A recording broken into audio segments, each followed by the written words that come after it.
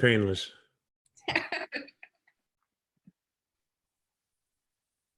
I hope I know what to talk about. Good evening, everyone. Thomas Hampson here on IDAGIO Live, where classical music happens. I really do like that a lot because it just is what we are and what we do as classical musicians. We happen to sing, we happen to play, we happen to be there, we happen to think, and we happen to share, but it happens. And that's what this is all about. IDAGIO Live is the place where you get to put names and faces and voices and ideas together with people you maybe have only ever heard of on the IDAGIO catalog. By the way, do go visit IDAGIO catalog. It is quite fun. We're going to dip into it tonight, and I'll show you a little bit more how it works, and that's great fun. Today is Tuesday with Thomas.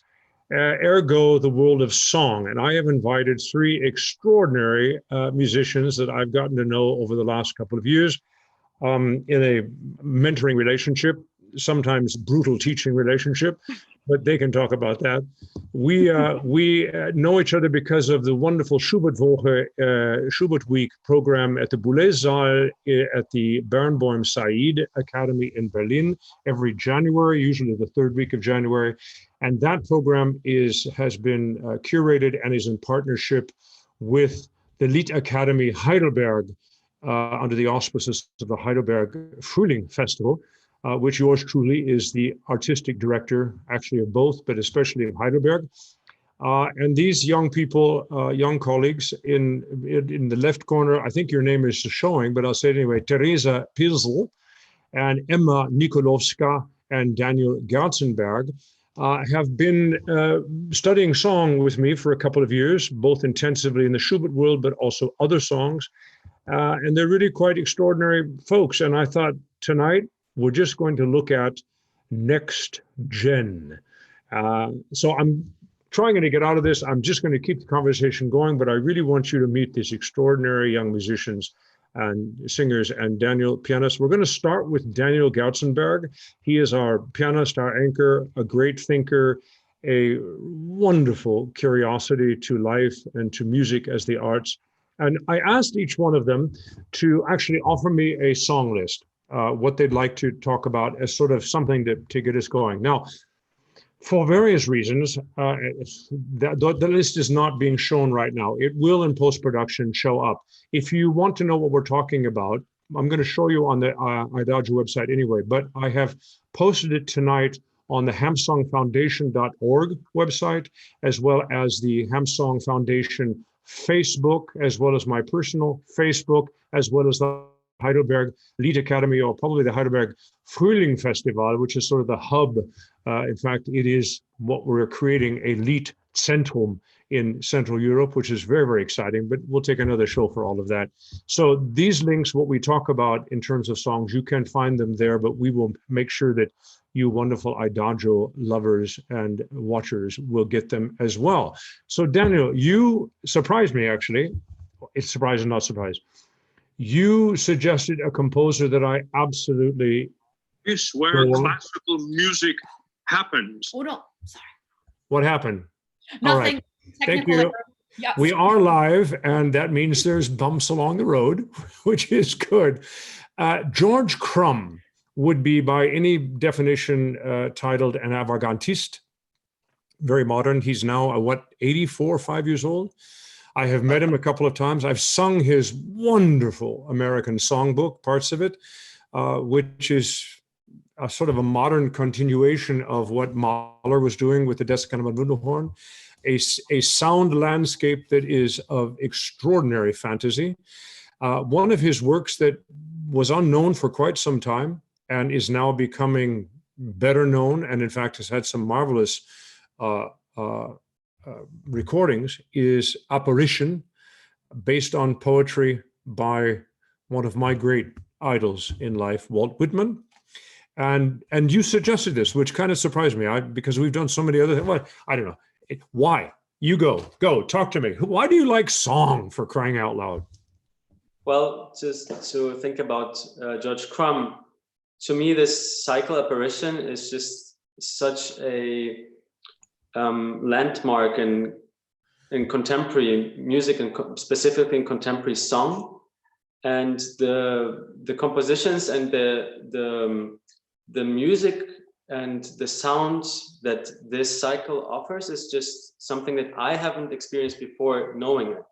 And because well, in the piano part it uses the inside piano, so we play on the strings. And the first song that I offered, The Night in Silence Under Many a Star, is in the music it plays the waves of the ocean and the wind, and it sounds very particular and very archaic, which I really like. And it's a wonderful way of using contemporary playing techniques and also the voice in the way it's used. It's very, in a way, free. The score is written in a circle, and the voice is going in its own way. So this is formally very interesting.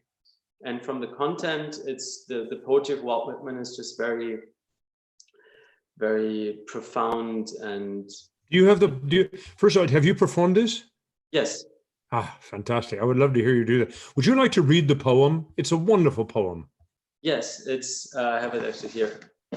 The night in silence under many a star, the ocean shore and the husky whispering wave whose voices I know, and the soul turning to thee, O vast and well-veiled death, and the body gratefully nestling close to thee. That is so Whitman. He loved the word husky. Husky is a little bit of an unusual word for those of you who you know it, but I mean, yeah, husky, I don't even know what the German word would be. Do you? Hauchend. What? Hauchend, maybe? Yeah. Husky. Well, yeah, hauchend. Husky is when we actually say someone is a little bit wohlleibig, we say they're a bit husky. They've got a little bit more body than maybe they need. There's a dog that is husky. A husky dog is because he's full of fur and very heavy and so forth. So the idea of using the word husky, the husky whispering wave, is such an alliteration of imagination. It just those kinds of things just give me goosebumps, quite frankly. And I think we're going to I tell you what, hang on. Everybody, I'm going to take you into screen sharing. And we're going to have a look on the Idagio page here. And I'm just going to play a little bit of the song we're talking about. The Night in Silence Under Many a Star.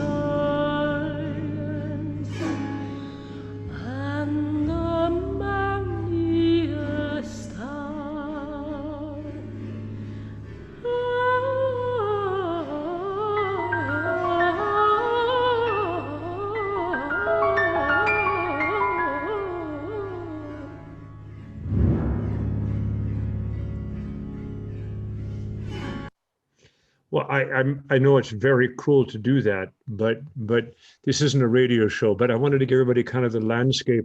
That is the wonderful Christina Schäfer, who is such a wonderful song singer. And what I just love, no matter what she does, she just stays in her voice and her sound the whole time. That's a free voice lesson right now. But never mind. Why did this song cycle move you, or why does it grab you so? What do you want when somebody, for instance, this could be very different and unusual song landscape for a leader lover coming to a concert. What do you want them to have for a journey? What are you looking for with something like this? Well, I think that this specific sound world, which we just heard, just opens like some other universes of sound. And if that cycle is about death and that particular song and experience in nature on like with the ocean and with the stars and the night it just like expands. Like I feel like I can dive into this experience that Walt Whitman describes. You said something very interesting. You said death as an experience, which is extraordinarily Walt Whitman. Do you know when Mahler came back from America, that one of the books in his collection coming back to Vienna with him was Leaves of Grass of Walt Whitman, which I find rather extraordinary. And you know, Walt, in this whole, you know, this whole death thing, we in the Christian tradition of, you know, do it well so you earn the better life afterwards, see so much about death is a cul-de-sac, but actually most of our life as artists, death is transcendence of realities and of the here and the there. And certainly Walt felt that way, and you do feel that in the music. You know, the Walt Whitman commanded in his will and testament, and it's true in Camden where he's buried, that his tombstone, his door, the door to his to the mausoleum where he is, not mausoleum, sarcophagus, whatever, the tomb where he is, his tomb door is left ajar. And he said, leave it ajar that I may come and go as I please. Yeah. And then I think George got that. Yeah, and I can feel through the text that there is some kind of like consoling idea about death. It's like my body gratefully nestling close to thee. So there is some other idea about death, because we think about death as something negative, and of course it's like the end of life as we know it. But especially now in this time, I find that the really frightening thing about the pandemic, of course, is that it has to do with death, and we are confronted very openly with our, how do you say, Vergänglichkeit. We don't live forever, and we experience that right now very openly. And this is why I chose that song for the session now, because I thought this is what really matters at this moment, and also the way of this song is displaying. And also to your previous question, why would I put this in a Liederabend? I think it is very important to put contemporary music, or like, I mean, this cycle has been written in 1976, but it has something very close to my feelings and much more to my my reality at the moment. Like it has something more raw in a way, and it's nice to pair it with. Let me ask you something. If you looked, and probably not very hard, but if you looked through 19th century literature of the sort of known quote unquote Liederabende, whether it be Schubert or Schumann or on through Mendelssohn into Mahler and Strauss and Brahms and so forth, but more importantly the poets, you know, Goethe, Heine, Rückert, Reinecke, you know, could you not find a poetic essence conversation between that poetry and this poetry? Yeah, absolutely. It's very interesting to put those texts and songs into dialogue with other songs of that are from another era, and even nowadays. Like how that's the interesting thing. If you put such a song in contrast with a for instance a Schubert piece, it makes something really interesting. And that's also something that I have been doing with my dear friend Sophia, and we put programs together in which exactly those like dialogues in between times expand. Yeah, I love encouraging your generation to do this. I think getting out of all of these boutique cul-de-sacs of programming are incredibly necessary, because what we're looking for is that timeless human experience in song, and the prism of what musical language, or the prism of the word choices or even language choices, becomes a kind of kaleidoscope, but we're always looking at the human being. That just fascinates me. I really am glad you suggested that. In terms of programming, we're going to move right on over to Ema Nikolovska. Now, Emma, you sent me some songs I'd never heard of in my entire life. I mean, I know, of course, that Satie wrote songs, and I've heard of Sauger. I had never heard of Mr. Lieferman. Ladies and gentlemen, you're going to love looking through this list and so forth.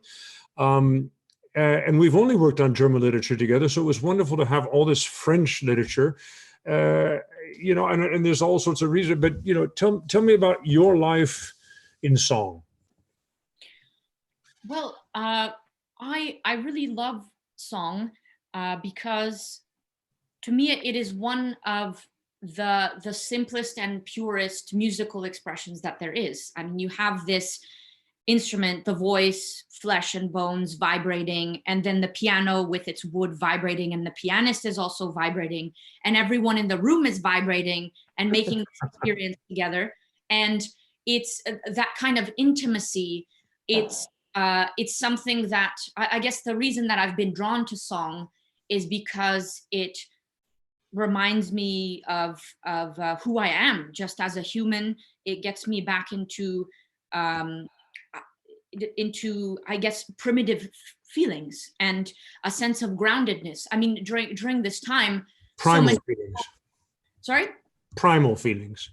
Yes, and during this time, a lot of people have been talking about how we feel a pull towards nature in any way, just to go outside, breathe some air, go to a forest, do something that has us sort of touching the world and saying, like, there it is, this, so that we create these relationships between ourselves and the world by placing ourselves in nature and feeling how small we are and feeling how impermanent we are, as Daniel said. And song gets right to the essence of this. I think song is the equivalent of what we seek right now, going outside and wonderful, kind of grounding in the kind of simplicity that we need. And I think that there's nothing that can replace the feeling of being in a room with some other humans, and a voice is just singing to you, and a piano is singing with the voice.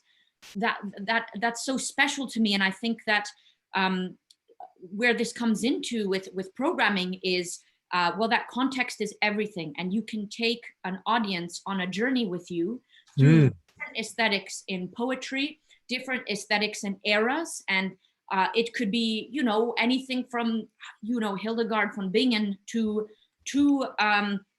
I don't know, Johannes Xenakis or something.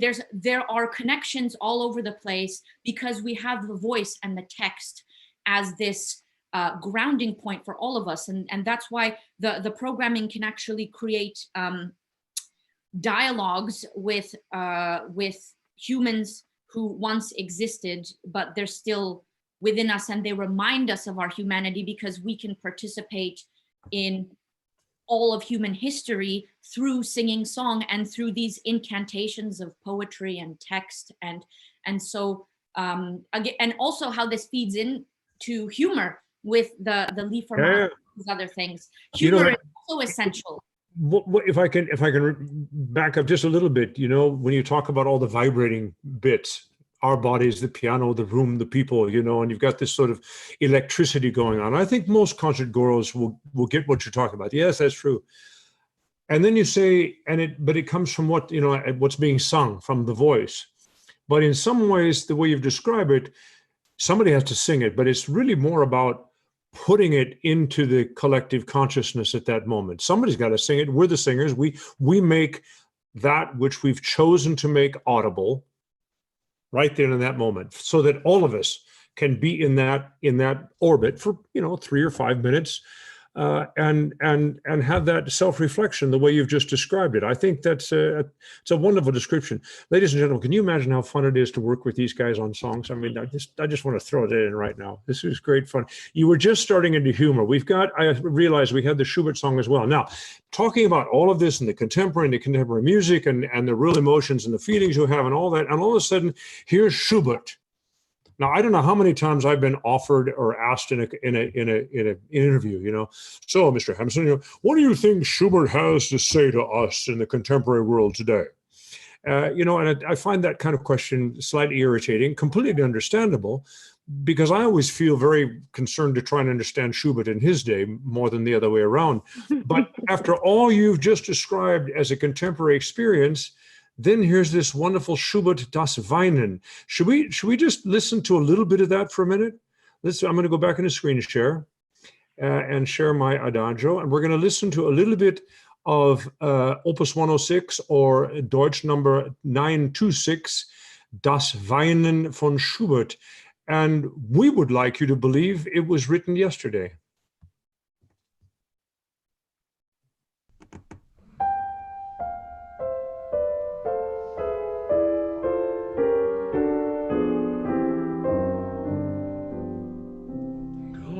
tröstlich und geronnen, die Tränen heile quellen.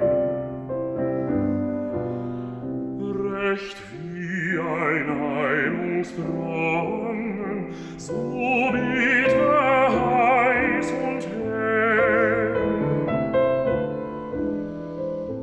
Darum, du Brust voll Wunden, voll Gram und stille Pein, und willst du bald gesunden, so tauche da hinein, so tauche da hinein. It is so unbelievably cruel for me to stop that. That is the wonderful colleague Matthias Gunnar and the wonderful pianist Elisabeth Leonskaya in a Schubert recording of just Schubert songs. It's a wonderful recording. You can find it. I'm playing, by the way, ladies and gentlemen, I showed you how to make a playlist before, and I'm in my own playlist that I put together the songs for today. But if you just were to go up here in the search window and write Schubert, Das Weinen, you would not only get that, you would get the song, and you would also get all the various recordings of that song in the entire catalog of IDAGIO, which I think is rather extraordinary. It's a wonderful platform to explore music as well as just to find what you're after. And if you like something, if you see this chevron over here, that tells you what it is. And if you push the chevron, we know that that's Matthias Gunnar and Elisabeth Leonskaya. And here's where you push on this ellipse, they call it. You can save it to a collection if you're making one. You can save it to a playlist, is what I did. Or we could remove it from the playlist. But anyway, that's a little bit how you use IDAGIO. Now, I'm going to come back. Something's going on here. Oh, I started again. My bad. Here we go. So I'm going to come back. Are we done? Am I back? Yes, I've stopped sharing. Anyway, what a beautiful song and beautifully sung. Why should someone care? Is that old music? Well,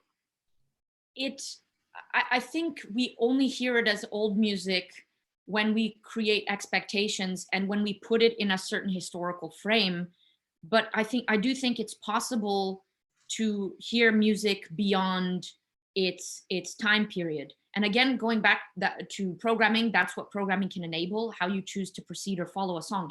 But in this sense, the text itself, yes, the text can sound a bit archaic sometimes in this Leitner poem, but it's talking about something that, and Schubert has expressed this so beautifully in his strophic writing, about the power of tears and how they're beautiful and cleansing, and that there's magic in tears, and that there's there's magic in being so vulnerable and weak and sharing these tears with yourself, sharing them with someone else. And this is something people have been singing about for centuries or thousands of years, and it's comforting to and guess what, they're going to sing for them another 1,000 years when none of us are here anymore.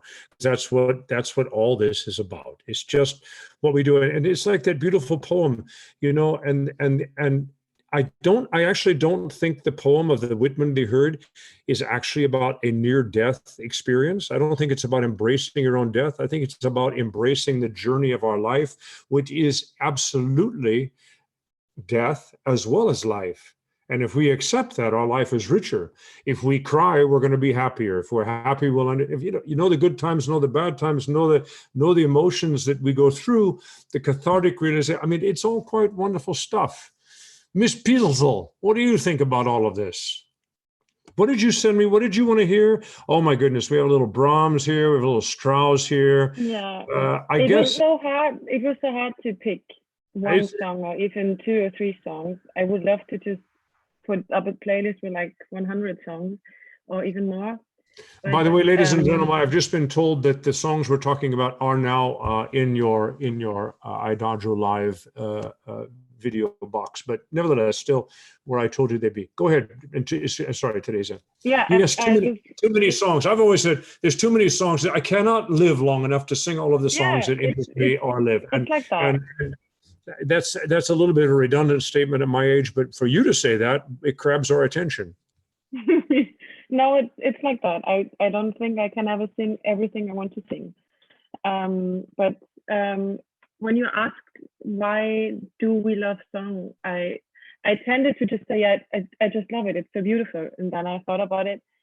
And I think if you see, like, song is the combination of text and music. And I think music is something that soothes you, and a poem is something that can soothe you. And what I want to do as an artist is to make it possible for someone to get soothed, to get touched by the combination of these two things. If a text, if a poem. Can I stop you there?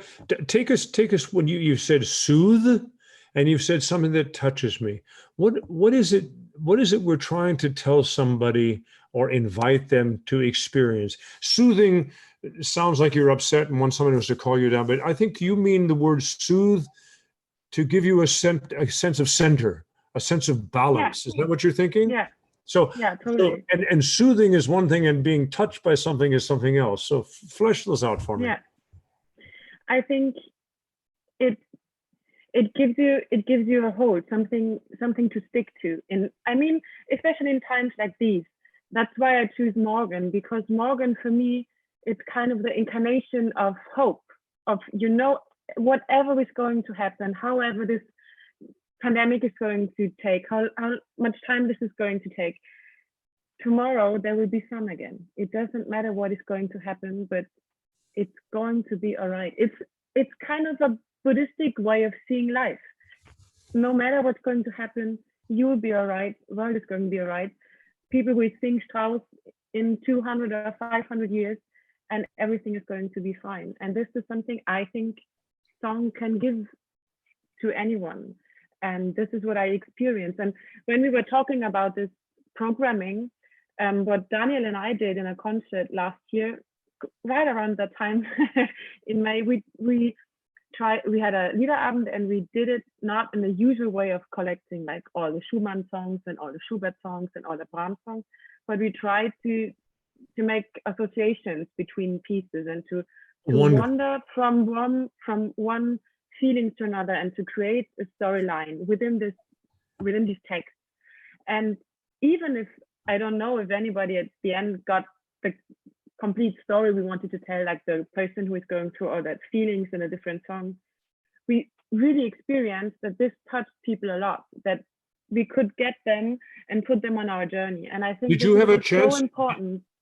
Did you have a chance in the concert to talk to people about that's what you're trying to do in the groupings, or did you just, was it so obvious and they just took the journey with you?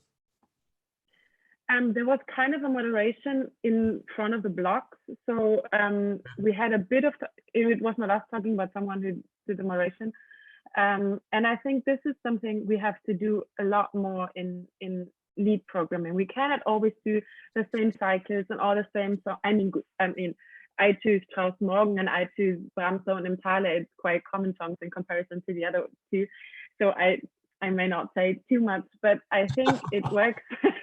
I think it works so well to associate within pieces and to try to find what Emma said, but finding the connection between everything, because there is, and that's why there will always be an importance to sing contemporary music and music from 500 years ago, because that's what people felt. It's mostly about love and mostly about loss and grief and happiness. And these are emotions everyone knows. People a long time ago knew that, and we know it right now, and we will ever know it in the future.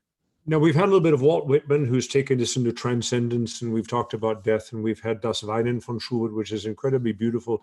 You referenced Humer. Shall we? I think Strauss is such a wonderful introduction, but it takes a bit long time for the piece to unravel. And people, please go listen to it. I chose a wonderful. Huh? Should we listen to Brahms? Yeah. Let's listen to the Brahms song. Okay, here we go. Screen sharing once more, ladies and gentlemen. We're going to go into Idagio. Yes, share. Now, what you're seeing is again my playlist, and I'm just going to go here to, I already saw the Da unten im Tale, and this is really quite wonderful. It's so beautiful. Da unten im Tale läuft Wasser so trüb, und die ich kann dir's nicht sagen, ich hab dir so lieb.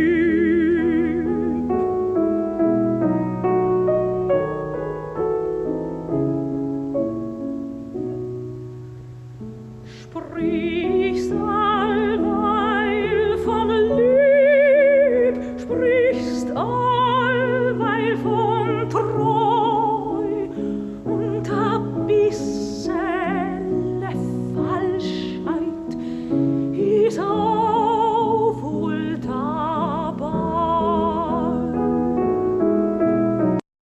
Oh, it's so cruel. I know. I'm sorry. I really apologize.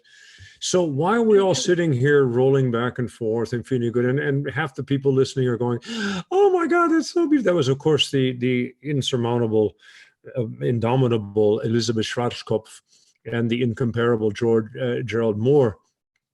And even without those adjectives, Schwarzkopf and Moore, a rather simple folk song sung with unbelievable detail of articulation and artful singing, and yet completely disarmingly natural in its foretalk.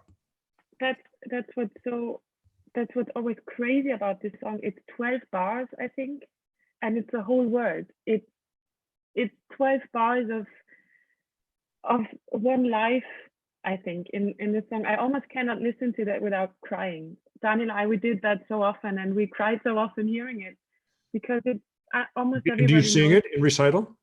Yeah, I sang it so often, and I chose it for my master's recital because it's one of the most beautiful things ever written, I think. And you have to keep a cool head. Yeah, it's something that really gets me. As you know, I always try and tell you, if there's some other singers listening, I mean, things that get you yourself. I mean, there's a handful of songs, well, more than a handful, a bucket or two by now of songs that move me very, very deeply, or a poet or something. And you really have to rehearse them more, because you've got to get through that valley of self-awareness so that you can just let that beautiful, immortal moment of that song live through you, as it were. It can be very difficult. It can be you get caught once in a while, but it can, you really have to strive for that. All right, I've got a $100 question for, we've moved through. You guys are wonderful, and we've got a lot of your colleagues, and hopefully over this series we'll meet some of them as well. Hopefully not in the too distant future, we're going to have some wonderful online recitals of all of you. You know, sing, sing, sing. My devotion to your generation is boundless and endless. And by the way, everybody, ladies and gentlemen, especially, singers only get better when they sing. So let's invent ways that they can keep singing.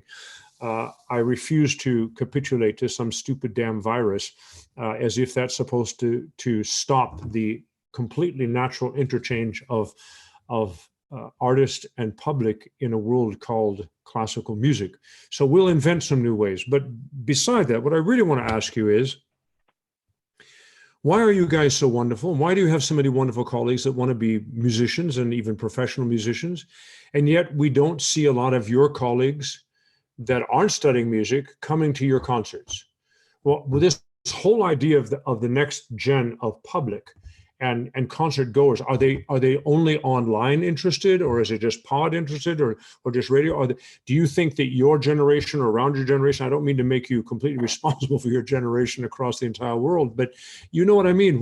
What is it of this disconnect, or I just can't believe it's a non-interest. I think it's a different categorizing. I mean, help me with this. Where are we at? Daniel, I can see it on your lips. Yeah. I mean, that's a question, of course, I thought a lot about, because if I talk to people from my generation, like my friends, they generally, if I introduce them to songs, they love it. If I go to, what I do sometimes, go to schools and play for children, they love it. They have a very immediate connection to that. And I think there's also attempts of like inviting young people to come to concerts, and they usually work really well, but there must be on the side of the promoters the wish to go towards younger people, because there is something that is called classical music, and we have ideas and prejudices about, which makes that people maybe don't come to concert or don't pay for a concert ticket, or they rather go to watch football on TV than go to a concert. That's fine. I mean, we live in a world with a lot of different synchronized realities and abilities of deal with what we want to.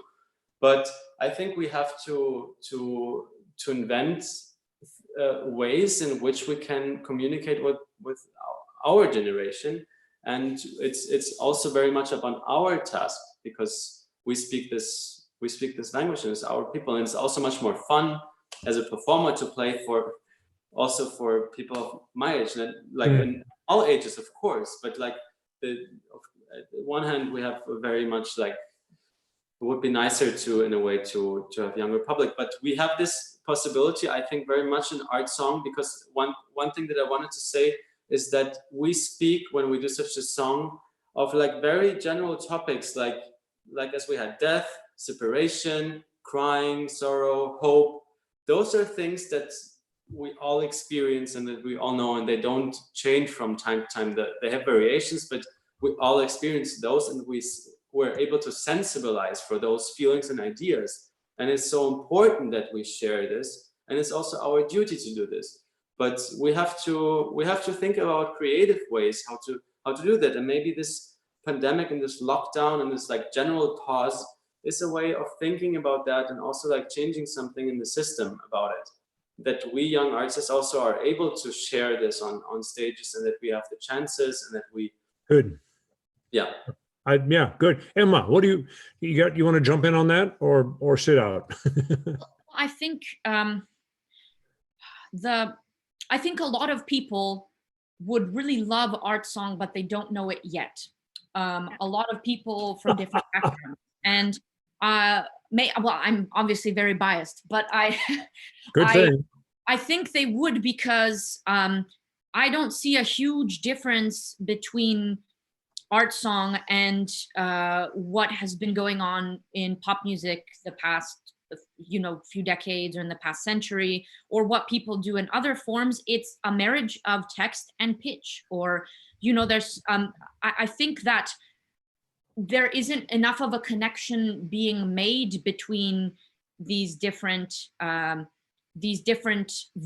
iterations of art song. Art song was sort of like one of the amoebas, and then everything else, there was a sort of evolution of other styles. And I think that we don't really see the sort of interconnectedness of all of these text music based styles, and how can they relate to each other. So I think a lot of that has to do with, pop music is around our daily lives much more often, in the elevator or in a supermarket. I'm not saying classical music should be in the same way, because I think the point is, and the power of art song is that, when you get a person in a room and they hear someone singing 2 meters away from them, that experience is something that they may want to feel again, because it's really special. Art song does this, and it's just a matter of maybe creating concerts in different spaces, which are more malleable, concerts that become more of an experience rather than what may feel like a lecture or something didactic. So interesting you use that word experience, because I have so often the feeling in the classical music industry that there's this presentational thing that has just really become part and parcel, and people they think they come into a whether it's a Mozarteum small room or the Berlin Philharmonic, and they think that classical music is a passive experience. I'm sitting here and it's being presented to me, and so when they're actually drawn out of that, one, they can either be frustrated and irritated, or oh my God, I had no idea, this would bring these kinds of emotions and so forth. And especially with the very intimate setting of pianist, poetry, melodic stuff, and singer, that can be a very intense experience that a lot of our contemporary fastness in life and television and screens and everything is unusual. And it can be it can be confronting.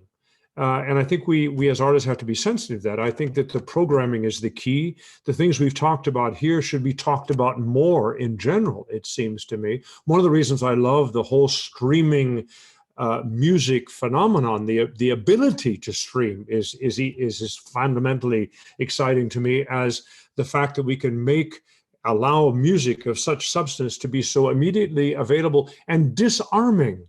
You know, and my passion about song, as you well know, all of my life has been exactly what you're talking about. It is essential. It's about exactly where we all live at any particular moment in time. The different elements of how it's constructed, the conversation across generations of music and poetry is interesting. The musical elements can be fantastic. In another language becomes a musical element in of itself. All of that stuff. But at the last analysis, exactly what you guys have said. It's here. It's the heart. The heart's euphoric. The heart's sad. It's heavy. It's light. It's the evidence of our journey in life, right? Theresa, you get the last word. That's hard. No, I think that's what Emma said and what Daniel said. That's completely true. I think I don't know anyone who does not love this experience of someone singing and playing in front of you. And I think we have to make it more possible for more younger people to experience that, because once you're hooked, you will go to the next concert. We just have to get people to. And do you have that conversation with your colleagues? Do you say that to people in your generation? You certainly have a nice, wonderful Freundeskreis, and probably some of them couldn't care less about classical music. No, that's not true, because I think I have a lot of friends who are not who did not study music or so, and all of them are coming to my concerts. Like, all of my friends are coming, even if they do not have like this musical background, and they're hooked. They're like, "Oh, I like what you're doing," and I'm like, "Oh, that's nice." And some of them even say, "Okay, I never thought that I would like classical music, but I do." And this is like what I experience, and what I think we should trust, that this is the truth. Maybe I'm in a bubble, and maybe no. I hope it's not like that, and I think art song can touch anyone. I come from a total non-musical family, and by now my complete family comes to concerts. They never listened to classical music, and now they do. And I think that's the best example that this works, and that it can touch everyone, even if they did not know about it before. We have burst through our time. We can go a little bit longer. There's two things I want to say, and one, I'm going to have you back, and maybe we'll get some other colleagues as well, because what Emma started to talk at the beginning of it, it's not just the panorama of deep feelings and there's also a great deal of humor. I have found myself on occasion over the years singing a very funny song, and you can feel people, you know, and then there's this nervous look, like they really want to laugh, and I found myself even saying, "It's okay, go ahead and laugh," you know, or even, you know, in both in Germany and in America or Austria, you know, it doesn't matter where. Sometimes there's just, after one of these glorious songs, whether it's because of the singing of it or not, but just one of those big phenomenal moments in song, somebody's going to clap, you know, and then inevitably you hear something, you know, and then you hear somebody else, and I always say, "No, let it go. Yes, clap, you know, whatever you're going to do." But what I really want to talk about was, and we need to do another show. We're going to do a show, I promise you, called Humor in Lied Recitals. And we're going to go after the funny moments, humorous moments. I mean, it's not going to be leg slapping commedia, but it's going to be humorous, twink of the eye. You know, sometimes you get a good laugh out of it. But I think we need to explore that. We need to take a special show. That on your list, Emma, you have these wonderful Satie songs and Sauger, and it's also a complete homage to the great and wonderful Régine Crespin, who I just adore. I love the fact that you're listening to her. One of the greatest singers that ever lived. I had the enormous pleasure of meeting her a couple of times and admire her work so much. But these songs are little vignettes, and they have twists of irony and paradox, and they're very clever. And then there's a couple that are just pretty damn funny. And she sings it, you know, in the great Régine Crespin, you know, and then all of a sudden comes this great humor. So we'll have a a show on that. We need to continue this. Ladies and gentlemen, if you have a question for any of us, and the real torture of tonight, and I apologize, not way around it, is that I don't get to have you hear these three extraordinary young artists. They are wonderful. We will make it happen. I promise you, the Adagio community and much, much wider. We'll figure out a way. But if you do have a question on this conversation about song, either to me or to one of them, please write into idagiolive.com, I think is what is fairly simple. And just, in the subject, put Hampson and go off with your question, and we'll try and answer that for you as soon as we can. We're at 45 minutes. I know there's another stream coming. Wonderful technicians need to do what they do to shift. It has been a wonderful conversation. I'm deeply inspired by you guys, and I'm very proud of you. And thank you for joining me. Any last words? Do you guys have some last words? Do I what? Yes. No. Do you have any last words? You guys can have the last word.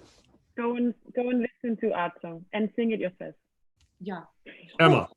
I just wanted to say something really quick, which I was thinking about while Theresa was speaking. So do you know the show Chef's Table? And there are all these different chefs profiled around the world, and they're all from different cultures. And what happens a lot with a lot of them is after they really gravitate back to their cultures once they've established a certain technique, and they really want to go to their roots. And I feel that our inclination towards loving song is, and why so many composers and other artists over the centuries in other styles, we are all sort of hoping to find something that gives us the feeling of folk music. And in like the Chef's Table people who are going to their roots as musicians, in some way it feels like our roots are folk music, regardless of where we come from. And song reminds us of that, because that's the source of song in a way. That kind of simplicity is where, so that's just, sorry, that's, and Daniel, you say something now. So that's. That was a very beautiful last word. And let's just be open and sensitive and lucid, and we'll go through this good time and be filled with love, joy, and big feelings. Well said, Daniel. Thank you. Bye, guys. See you soon. Thank you so much. Thank you very much for joining us. Thank you.